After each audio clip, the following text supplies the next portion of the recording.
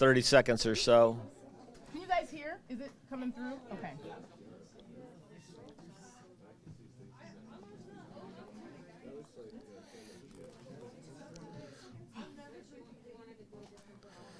Well, thanks everybody for coming back from lunch. We're pretty much on time. I think it was like myself, had a great opportunity to have some good conversations with folks during the lunch break, and it was great to get to know a few more people. Just to kind of reiterate, talk about one last thing that we finished before lunch. You talked about how do you get to know people in communities where you don't know anybody. We talked a little bit about LinkedIn. Another great tool that I use a lot in some of the work that I'm doing is I use ChatGPT. And you can key in information about the community, who are the largest employers, and it'll list them for you. Who is the CEO of that? It'll list it for you. What agencies are active within that community, and you can spend a half an hour and literally build yourself out by industry, by whatever you need to do that. And I'm sure you guys use that to some degree already, but it's a powerful tool for that kind of research when you don't really know where to start. It'll really give that information. So I think that's another plus to think about. This afternoon, again, we're going to have Katie's going to talk about marketing, promotion, and brand awareness. And Chad's going to come up and talk about Wake Up Your Board, Cultivating Energy, Curiosity, and Candor. And then later on, after our break, we'll have a panel session that I will moderate, and then we'll close it out with Major Terry. So with that, are we... Maybe not. Yes, unfortunately, I've got to reboot my laptop. Oh, no. It's all good, but we can we'll at least You know what, I tell you she what I can get could do started. is She can get I started. can start the first couple slides Yeah, without it, go and ahead. then we'll catch up. Yes, For sure, the first two slides, absolutely. we don't really need it. We'll miss that photo, but we could come back to it. So, all right, I guess I will be moving around. You're right. So thank you so much for coming here, and I am so honored and privileged to have this opportunity, and thank you to Kalfa and Mariana and the whole team. My name is Katie Calhoun. As we've mentioned, I am a new board member for the Western Territorial Board, which is incredibly exciting for me. And I am based in Brooklyn, New York, which is now under 2 feet of snow, it so happens. But I also spend time every year in the states of Montana, Colorado, and Arizona for different reasons. So I'm very familiar with the Western Territory, and it's an important part of my life. So as you may have seen in the bio, and as Kalfa mentioned, I'm an independent consultant. I advise organizations on their sales and marketing strategies. Really have led teams for more than 20 years, driving a lot of revenue through innovative approaches, and strategic partnerships is a big important thing, which is really just relationships. So that's really important. My most recent corporate role, I was VP of Sales and Marketing for the Americas at Getty Images, which is a photo and video company that you may know. And we did a lot of work at Getty Images partnering with nonprofits, and it was one of the most fulfilling parts of what I did. And so when I made a choice to leave Getty and go out on my own, I really wanted to focus on nonprofits in a way to have more impact, do more good. So my next slide, if it comes up, you guys can let me know. So there's a phrase, doing good, having fun, maybe both. This is one of the most famous phrases in my family, and I want to start with this story. I talked about it a little bit at the Territorial Advisory Board meeting in December. My father, who passed away a few years ago, he was always committed to the power of service, to the power of doing good. And so he ultimately started adopting that phrase as his own tagline, so that we'd say, Dad, how are you doing, Dad? Oh, you know me, doing good, having fun, maybe both. He'd put on his outgoing message machine of his physical machine, so that dates the story, and he'd say, well, we're out somewhere, doing good, having fun, maybe both. And we would make it sort of a lighthearted thing. We made T-shirts for him and mugs with his phrase and so forth. So then one day, about 19 years ago, he sent a letter out to each of his 12 grandchildren. It was the Doing Good letter. So in that letter, he sent each of his grandkids, who were spread out around the country, a check and said, here's some money for you to do good in your community. I want you to use it to make people's lives better outside of the family or make the world better outside of your home. Now, there's 3 rules. You can't give it to a friend. You can't give it to a family member. And when you're done and you've made your decision and donated your money, you need to write me a letter. Not an email, not a voice message, not a phone call. I want a letter telling me where you chose to give your money and a little bit about why. So all the kids got really involved with this. My children, my son and daughter, our grandchildren number is 11 and 12 in terms of age. So my daughter at that time was 4. She was determined to give her money to an imaginary butterfly named Franklin, which presented a lot of logistical challenges for us. And so with her, we needed to intervene. But with my son, who was 8, in 3rd grade, we set him loose. And we said, we want you to go out and take this seriously. And he did. He did research. He involved his 3rd grade class. He involved his teachers, who were wonderful and supportive. And he came back to us and said, I'm going to give my money to the Salvation Army. So we said, great, now why did you choose it? And he said, because they're making a difference right here for my neighbors.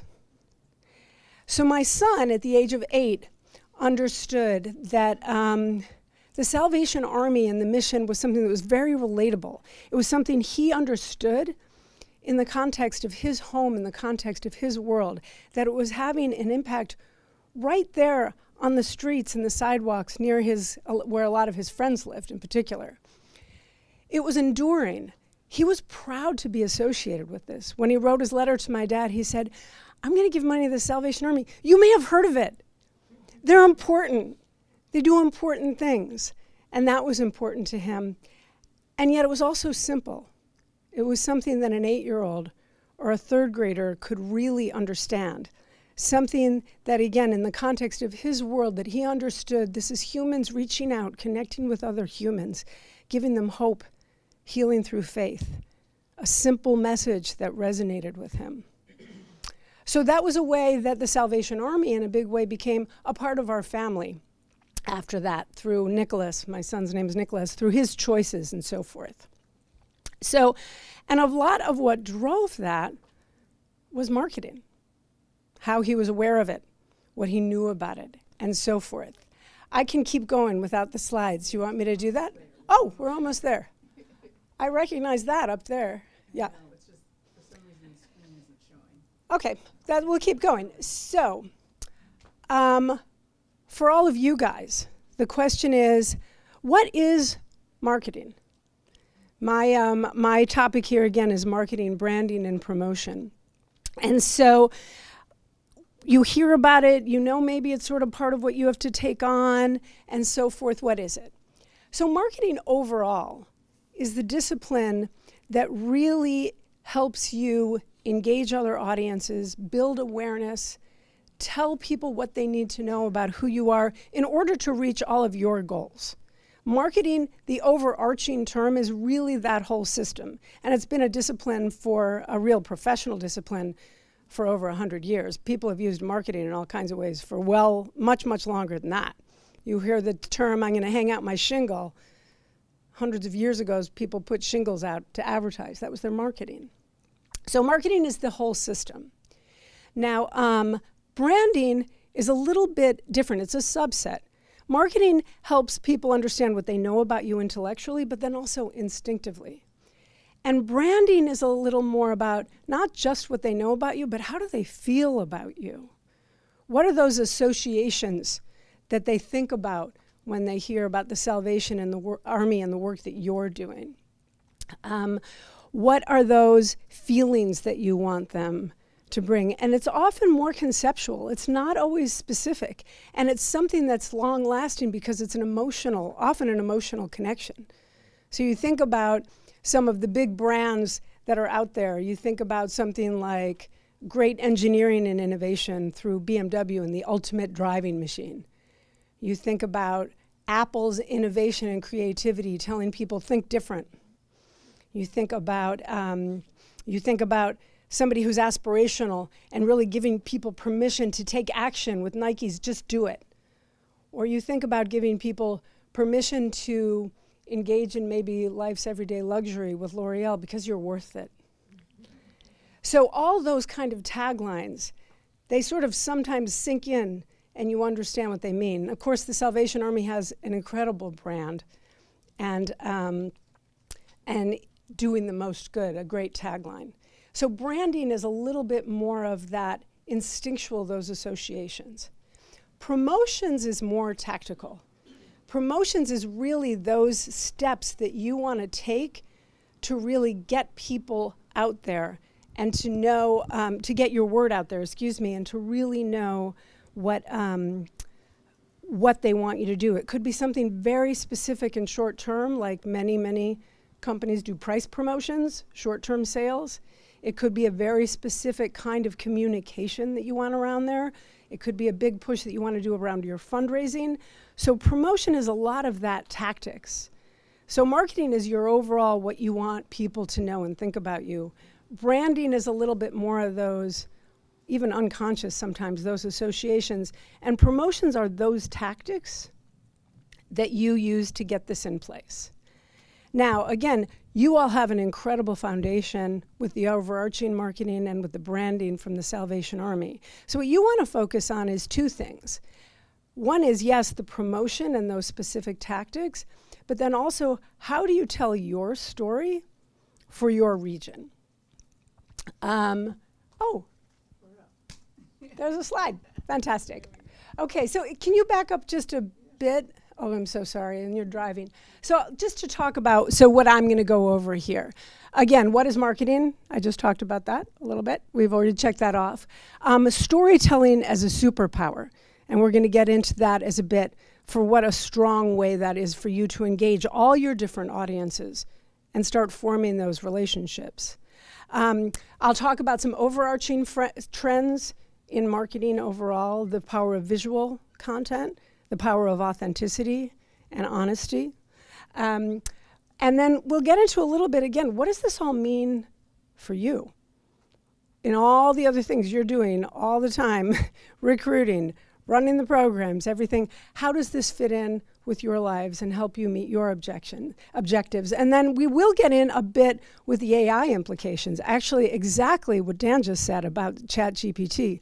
We'll talk about that a little bit. AI, artificial intelligence, could be a presentation all on its own, but we'll talk about some of those high-level considerations. So here, talking about, again, what is marketing, promotion, and branding, and I already did talk about that a bit, but what's important, so important, really with every brand, in their marketing, they're making a promise. Our laundry will make your shirts cleaner. Our shampoo will make your hair shinier. But they're making a promise, and so to really have effective marketing, it's got to be built on trust. You've got to have that trust. It builds up over time, and boy, if you make a misstep, it can be eroded quickly too. So it's fragile, but it's your lifeline.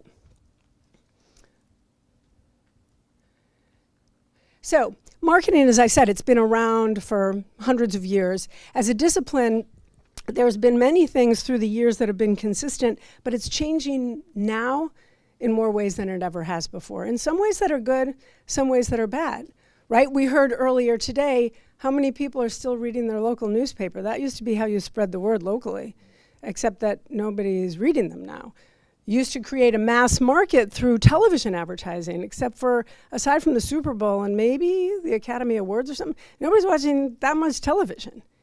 So there are so many ways to reach your audience now. Some of that is great because it means you can be more creative, you can be more local, you can be more innovative, and some of those ways are really, relatively speaking, inexpensive.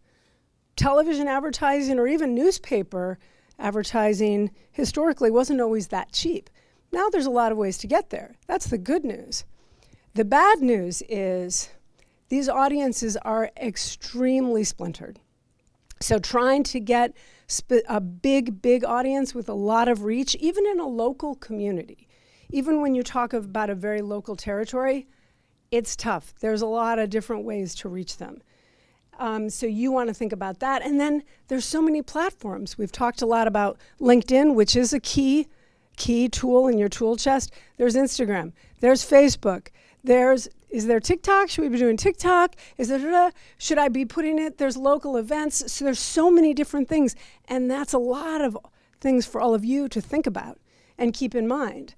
And then again, and we hear about this a lot, attention spans are short. And they're getting shorter. There is a lot of science around this where particularly the new generations coming up, they're scrolling through their phone. If you don't get them in 2 seconds, and even then, they're only going to give you 7 or 8 seconds.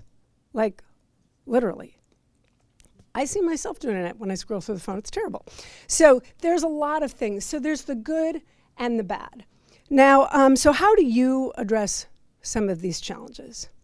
So on the next slide, as I talk about a little bit, one thing that's important, and this is something that has been true through the ages. One of the most powerful forms of marketing is storytelling. It's how to really engage and connect at an emotional level. Again, we heard today, I think we all know 10% of what we say we don't hear, but if we're on a Navy ship right now, we're going to be listening for, I don't know the exact phrase, for that emergency sound that we got to be all hands on deck so we don't go down 7 levels all of a sudden. We're always going to remember that because of the story. So that's how you all are connecting too with all of your audiences. So you have your volunteer audiences, your donor audiences, your larger sort of major gift giving or business sponsors and partnerships. You have, and today, how are you recruiting board members and advisory people? How do they know about you?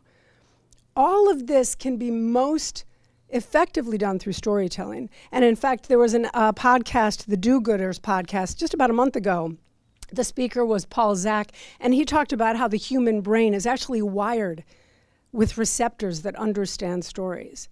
And so I think this is something you want to keep in mind about how can you weave these through your marketing, your promotion, as you engage your audiences. How are you telling stories? So a few things to think about just as some touch points right away. You want it to be relatable, just like my son. He understood it. He understood the Salvation Army because it was human and it was local, and he saw that it had impact right there in his backyard. You want it to be enduring because ultimately you are telling the same message over time, and awareness and all that stuff does build up over time. Again, you have an incredible foundation with the Salvation Army, who has had a consistent, powerful mission for well over 100 years, almost 100 or more than 150. You want it to be adaptable. So what does that mean? You want it to be adaptable for your region, your core area. You're going to have somewhat different messages and so forth, but you also want to be able to adapt it by those audiences.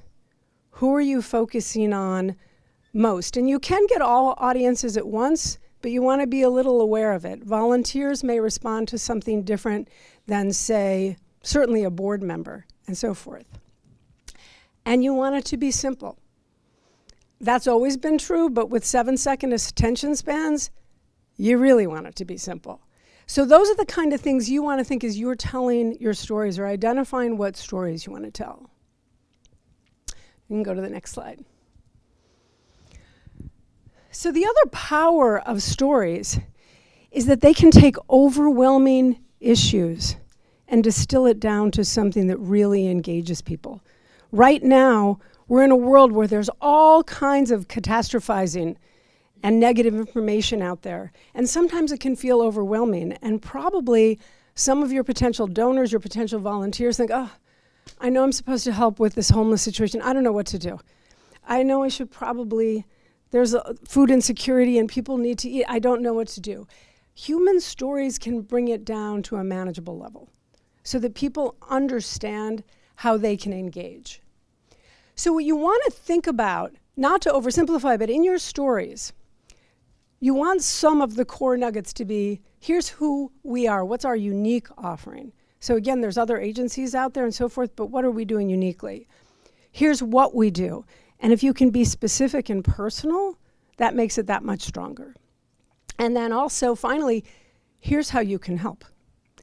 So, and these don't have to be long stories. So again, that's important. You don't have to say, I need 14 minutes of someone's time. In fact, Caltha told the story of when we met at this women's business summit. Complete serendipity. I wasn't even supposed to go to this summit. But what's interesting is we met in a random breakout. I think we talked for 5 minutes. Tops. We connected. So you don't have to, it doesn't mean telling a full story, doesn't mean it's time consuming. So for example, I was looking at an Instagram post at one of my local Salvation Armies, in fact, the closest one to where I live in Brooklyn. And they had put an Instagram post up, wonderful, with, this was a great lunch we had at our camp. Here's 10 photos. So you could look at it, engage, and then if you scroll through, you get it. But they didn't say, for somebody new, here's who we are. And didn't say exactly personal or how you could help. So if they had said something more like, as the Salvation Army continues to do the most good, helping almost 30 million people around the country, or even just 24,000 right in our county, we celebrated this at this beautiful lunch. Bob attended and said, this was the best 90 minutes I ever had. I left with hope and I left with friends. Join us for your efforts. Here's how you can help. Link, hashtag, or if you can put in a link. You can tell the whole story and you've got somebody engaged. Here's what we do. Here's how we have impact at a human level. Here's how you can help. And keep telling that story. Or something here, it happens to be a stock photo, but it could be, they hadn't had a home for 4 nights in -3-degree temperature. We gave them a safe harbor. And for the first time, making this up, this girl said, Mom, I feel warm and safe. Here's how you can help. Here's how you can be a part of it. So these stories are your superpower, again. So a couple of guidelines around that. Where you can, and we'll get into this, but of course, if you're using specific names or certainly likenesses, you need permission and so forth. But where you can, you want to be specific as possible over general. You want to be short over polished. I mean, one thing that we see, and I'll get into it, grammar, long words, don't worry about it, especially in certain social media. And real over perfect. The reality and that authenticity really resonates. So the sort of marketing story or guidelines now, best practices, is 1 good story per month can outperform 10 generics. And not to be judgmental, but you could say that Instagram post of our pictures in the park were a little more generic. So how can you do that? Now, one thing I will say, you want the human stories where data and stats really makes a difference is with your potential business sponsors, your professional partners, where they're coming in, your corporate sponsors, they often need numbers. They care about what you do, but they need numbers to back it up. They may need data to back it up. I talk with a lot of different nonprofits, and it's always surprising to me how many of them say, well, we met with a sponsor and we went and we presented and told them how great we are. And it was probably a great presentation. But what they didn't do is align it with that sponsor's business objectives. So many of them don't go in and say, hey, Kroger supermarket, what are you trying to achieve? What are your biggest things? Let us know. We have our platform and our brand, our credibility. Let us help. Let's work together. And the best way to find out about business objectives, ChatGPT is actually one, which is okay. The best way to find out, time-tested, no technology, is to ask them. What are their challenges? How can you help? Let's work together. Okay, next slide. So a couple of these overarching trends. Again, I came from Getty Images, so I was steeped in this for a long time, but the world is more visual than ever. The visual stories, in fact, you may or may not realize it, but already today you've absorbed and consumed hundreds, if not thousands, of discrete pieces of visual content.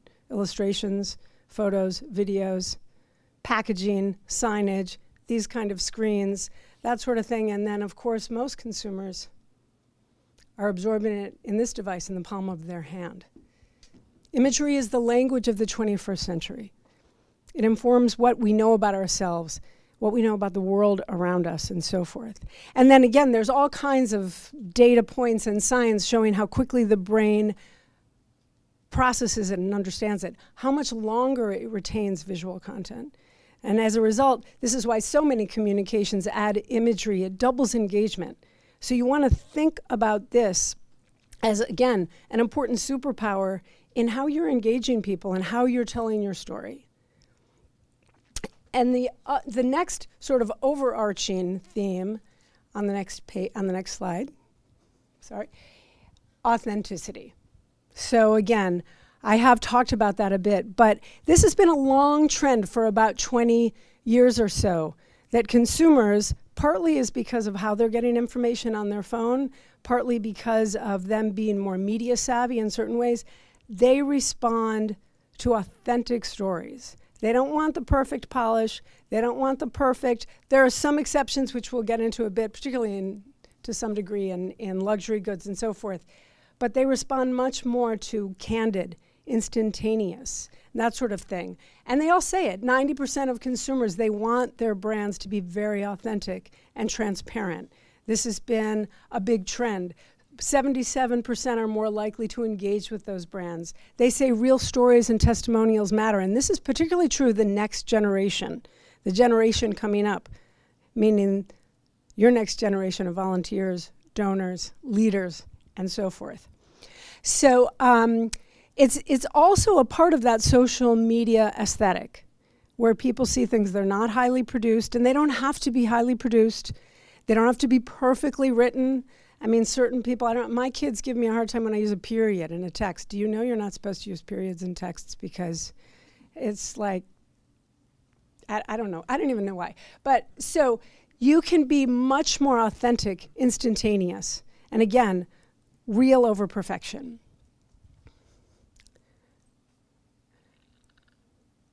So it's all a lot to think about. And what does this mean for all of you? Again, you've got a lot on your plates and a lot to think about. And how do you oh gosh, now I have to get the new community aware of how to start. So a couple things first. Again, you have an incredible foundation with the Army, again, with clear, consistent values, with an international brand and story that's been out there, a very clear mission for well over 100 years, but also then resources. And again, you are all probably much more familiar with this than I am, but you can lean on those national marketing campaigns. You can figure out how to make the most of that Thanksgiving football halftime show. You can think about that. There's a Red Shield toolkit. Again, I've not reviewed it, but for your marketing that has templates and ideas, great things you can lean on. So some of this work is done for you. I understand there's some quarterly either media training for certain people or PR opportunities. And the more you can think about that, how you can tell the story within local media and so forth, great resources. A lot of brands would love to have this. You have support from your divisional headquarters or commanders where appropriate and so forth, but you can always lean on them. And again, you already have very solid corporate partnerships, whether it's Walmart or so forth, or everything it does to support the Army. I'll say another quick aside on corporate partnerships. Here's what a lot of them look for. Who else is doing it? They don't always want to be the first, but if they see a big brand that's associated with your mission, Walmart? Oh yeah, no, let's have a meeting. Let's talk about it. So you have incredible resources already at your fingertips. But then your challenge is, how do you make that local and relatable? To some degree, you could make the point that the Salvation Army's size is almost a double-edged sword, that people think they're so big, what am I going to do to make a difference? Or even sometimes they think, well, they have plenty of money. I don't need their help. They don't need my help. So what your challenge is going to be as you get into your new territories at your core is think about what are those points you want to make this story particularly relatable in your territory. So again, Salvation Army overall is doing the most good. we're doing the most good for our county here where we're addressing, and then you focus on what's most pressing there. Homelessness, getting people out of the streets where it's over 116 degrees for 14 days in a row, or helping feed people who are struggling because of issues with food assistance and so forth, so that you can make it, how do you engage? Now, part of that, again, you're not going to have a ton of time for research. ChatGPT is actually, or any AI tool, not any AI tool. There's a couple that aren't great, but I'll get into that. But using AI to really understand, and then what's that message that you're making? How can you tell a story that no one else is saying? And then you want your marketing sort of to be a Swiss Army knife. You've got your message, and then you're going to pull out a different tool depending on the time of year, depending on the audience that you're engaging with, depending on the circumstances. Again, right now in Brooklyn, they may be really focusing on getting to a safe space so that you're not under 2 feet of snow somewhere. So you want it to be adaptable and add that nuance. Now, for you, in terms of your timing, you want to plan. Marketing comes from planning, and you want to have clear, realistic goals for yourself and your teams based on everything else you're doing. And you work to that roadmap. So you want to have those clear, realistic goals. There are people, there are influencer marketers who are on social media at least every day. Does that make sense for you? Think about what kind of bandwidth that you have to tell your stories and how you want to do it. So have those goals and have some clear sense, at least a definition of what does success look like. If we put out this on Instagram and it brings this many more people to our event, or this much more engagement, or this many new comments, or people responding, or here's what we want to do with this email campaign, you want it to be clear on what you want to succeed. Because what you don't want to do after the fact is say, I think it was pretty good. We got 5 people, and someone else says, you think that's good? 5 people is terrible. You want to have that cleared up front. And then again, you want to have that plan with a timeline. How are you planning around that so that you're not spinning your wheels all the time? And again, back to the last slide, you want to lean on those resources available to you. So, one thing with marketing, there are already so many distractions and things, it's very visible. And you can even have people that are out there really well-intentioned that say, hey, I know, I was at the beach and there was a plane and it wrote letters in the sky. Why don't you do that? Oh, there's a side of a building. You can paint a mural. You could do that. People can really come up with ideas, but if it doesn't fit into your plan, into your resources and your timing, you're not going to be able to do it. So you want to really have that down. So, and then prioritize. So thinking about the calendar, of course, you're going to have some seasonal areas of focus. They may change, again, somewhat. They're going to vary depending on your territory. But maybe you think about it over the quarters. Do you take, for example, well, we'll get into that actually in the next thing. But as I said, you want to start with prioritizing with the calendar. What are some of the variations on your messages so that you can plug them in? You want to determine where are the best places. So what are some of those platforms?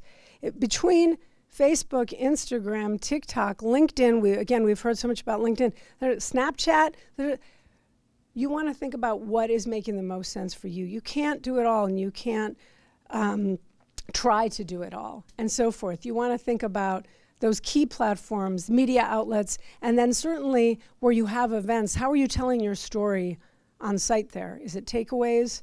Is it signage? So forth. So you want to think about that. And then you want to have that formula and really be consistent in terms of content. As I had mentioned before, whether it's photos or quotes from events, they can be really great, powerful stories, but make sure that you have permission to do that. Often with children, it's not a good idea to show their faces, but you can show them from the back. There was a great video on Instagram, I guess in the last 2 weeks, a girl making Valentines for seniors and handing it out. You can focus on just those hands and hear how thrilled they are. So you want to make sure that you're thinking that through before the event so that you have the right kind of either photos or videos or quotes or so forth to be able to do that. You want to be able to use that as a source of that content. And then again, visual content is key. Now, in terms of what you amplify, we have heard so much today about the importance of partnerships with other agencies, with other community entities. This is a great way for you to broaden your megaphone.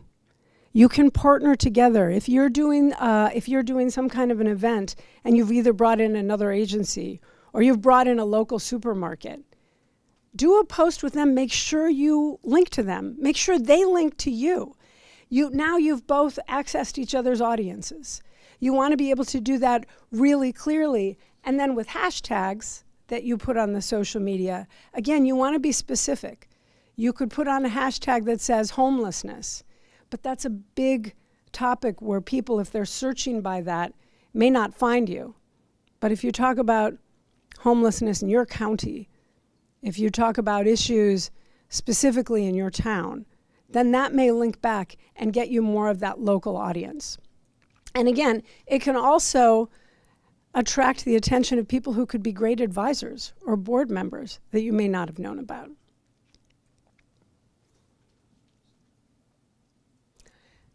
So a bit about balancing hope and urgency. Again, part of what is incredible about the Salvation Army, we just saw the sort of sign sculpture up there. You're in the business of hope. What a privilege that is. How many people can say that? It's so incredible to have an uplifting message, to look into your emails, to look into your phones as you scroll through and see a message of hope. That's incredible. But then there's also sometimes where you want to inject some urgency. And you can be tactical, not to sound crass about hope, but you can be tactical about when you use that. So hope as an overarching message, it builds emotional connection and trust. And again, in these days, it actually can help break through. It encourages long-time engagement. So when you engage them with this positive story and how they can be part of it, that's really compelling. It can attract new donors and volunteers, and again, often younger ones who don't often see a lot of ways to help address some of the biggest challenges in our world. And again, it stands out because these days it's increasingly rare. There's not a lot around hope. But then there's other times that you want to focus a little bit more on the urgency. Where does that help? One is it can trigger immediate action if it's very pointed and specific. It works again for deadlines, disaster relief, and certainly matching gifts. There's a deadline. Please give today, but you want urgency. It resonates with existing supporters who may already be working with you, and they're like, oh my gosh, I didn't even realize this is happening. I actually, I volunteer at a place in New York City, City Harvest, which repackages food and so forth to deliver and works with all kinds of other organizations, Salvation Army being one of them. And in November, they sent around an urgent plea and said, with the government shutdown going on, SNAP benefits aren't out there, we're calling for an emergency session of people to pack food. And I'm telling you, it was packed. It was packed. So it can be really effective, but you want to use it really carefully. Again, you get action-oriented donors, but it can also feel manipulative and overused. If any of you get texts or emails from political candidates, or I just did when we were at lunch, everybody's hair is on fire all the time. You can't, to me, I mean, they must do it because it works at some level, but it can really get people to tune out. I was going over this presentation with my daughter before I came here, and I said, what do you feel like? Do you respond? I mean, I'm old, you're young. Do you respond to these senses of urgency? And she said this quote, the more I get in my inbox, the less I feel I can do anything with anybody. So urgency can play a role. Again, it's one of the tools you may want to use, but you want to be mindful about not overusing it. There's, the whole Chicken Little kind of a thing. So I wanted to end a bit with a few thoughts about AI, artificial intelligence. And again, Dan mentioned it and I've referenced it a couple of times. With all that you have going on, with all that you have to manage, isn't there a way to make things easier? Along comes artificial intelligence the magical technology, but it's problematic too. How do you tell a true story? How do you capture the real power of faith, lean into authenticity, using a tool that has the word artificial in its name? Isn't that problematic? So how do you approach it?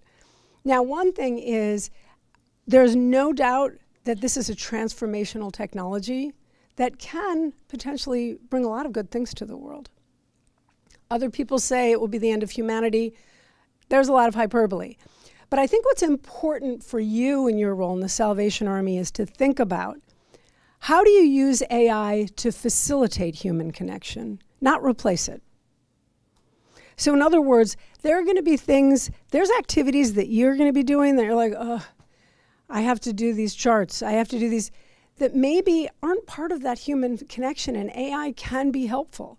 So we've already referenced a number of ways to do research, to find some of those people you want to reach out to be able to find some overarching themes and so forth. It's very good for things like translation. You want to double check it, but this is something where this can do it on the fly. And if you're talking to different audiences with multiple languages, it's a big time saver for that. It's very good at social listening and tracking trends, meaning, right, you can understand what are other people saying about you. What are you hearing? Before AI, to do that with across all social platforms was really convoluted. It's made it a lot easier. It's very good at segmenting lists and so forth as you're working through emails and understanding what should get what. It could be something that would be a long manual process, but it speeds it up. And of course, it's great for, again, research, but also brainstorming and first drafts. As you're not just content or a post, but even your strategy overall, your marketing and so forth. So you want to think about that blank page syndrome where you're like, oh, where do I start? AI can be pretty good about that. Now, there are pitfalls, for sure. One is misinformation and lack of authenticity. And this can sneak in. And it can really also hurt you if it's used the wrong way. So there are, for example, luxury goods, they celebrate that they use an AI influencer or all this, because it's a very different kind of aspirational fantasy. For what you're working in, you want to make sure that it's true and that it's real. So there's inaccuracy in terms of, I just said translation, but someone wants to double check it. You want to be able to spot check what you're doing because mistakes do creep in. There are definite issues with data privacy. So if you're using a free version, let's say that you have either donor or volunteer information, or even the stories I was talking about from your events with certain quotes or whatever, you want to protect their privacy. If you're using free versions of even very legitimate ChatGPT, Gemini, Microsoft Copilot, that data can be used then to train on and go back and appear. So you want to be really aware of that data privacy. Bias is a big one. Artificial intelligence tools work because they have scraped up all kinds of data points, all kinds of content, billions and billions of pieces of content from all over the web and other sources for their tools to train on.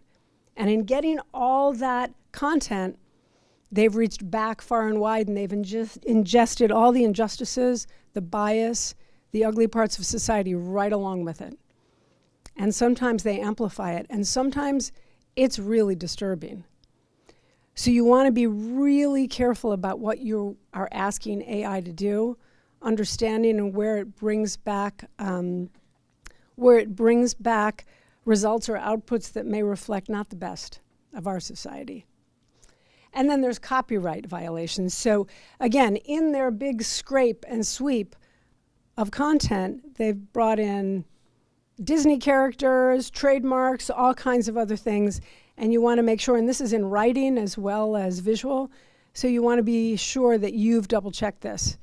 You don't want to have a beautiful, perfect social media post that accidentally has the golden arches in it, and that wasn't your intention. So that kind of thing. And that can happen. So it's critical to have clear policies. My understanding, you may know more about this, Caltha, and others, that the Salvation Army at a national level is working on coming up with policies and guidelines that will be rolled out. So it is important in the meantime with you at your level, focus on what you're comfortable with, how you can use it and how you should not use it. And that's my main message. So to summarize and go over it again, lean into the many, many strengths that you have. You have an incredible foundation. It is a gift. So it's a wonderful thing for any marketing team to get the awareness out. Reinforce that with a consistent message specific to your region and the message you're getting out there. Tell true stories. You have such incredible stories of your impact at a very personal level. Again, that is gold that you want to be able to focus on and amplify. Resonate more through visuals and authenticity and the truthfulness and honesty in what you're doing. Again, celebrating Salvation Army as a large power, but be sure to connect locally and keep those nuances in. Prioritize and plan, and then where AI is a time saver for you, and that's what you mostly want to think about it, just think carefully about how you do it and what your plans are.